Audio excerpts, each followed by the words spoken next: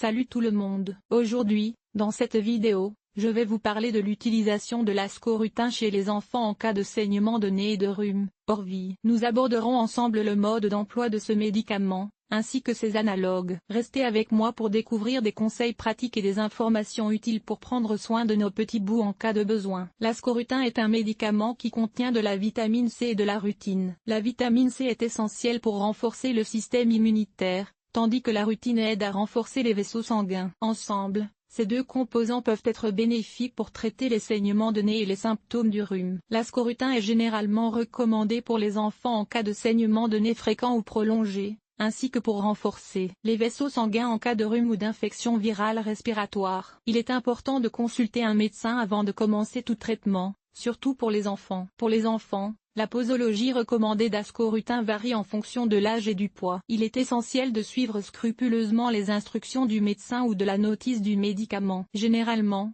l'ascorutin est pris par voie orale avec de l'eau, de préférence pendant les repas pour une meilleure absorption. Il est important de respecter les doses prescrites et de ne pas dépasser la posologie recommandée. En cas de doute, il est toujours préférable de consulter un professionnel de la santé pour obtenir des conseils personnalisés. Bien que l'ascorutin soit généralement bien toléré par la plupart des enfants, il peut y avoir des contre-indications à prendre en compte. Les personnes allergiques à l'un des composants du médicament doivent éviter de le prendre. De plus, il est recommandé de ne pas administrer l'ascorutin aux enfants souffrant de certaines maladies chroniques sans avis médical préalable. Il est essentiel de toujours consulter un professionnel de la santé avant de donner de l'ascorutin à un enfant, afin d'éviter tout risque d'effet indésirable ou d'interaction médicamenteuse. En conclusion, l'ascorutin peut être un allié précieux pour traiter les saignements de nez et les symptômes du rhume chez les enfants.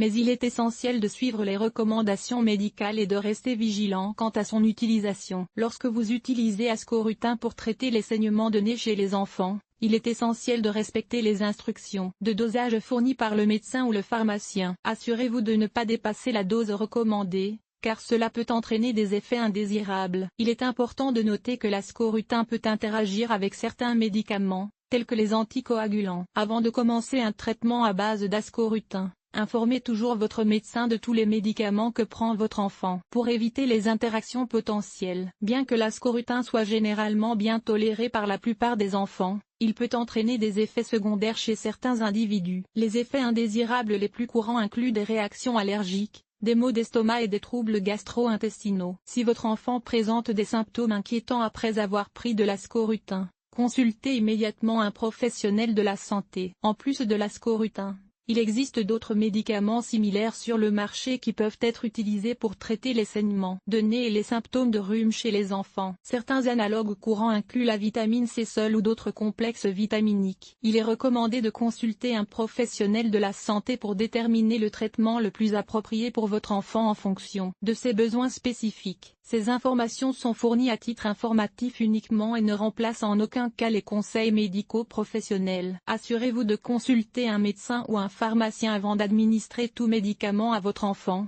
y compris l'ascorutin, pour traiter les saignements de nez et les symptômes de rhume.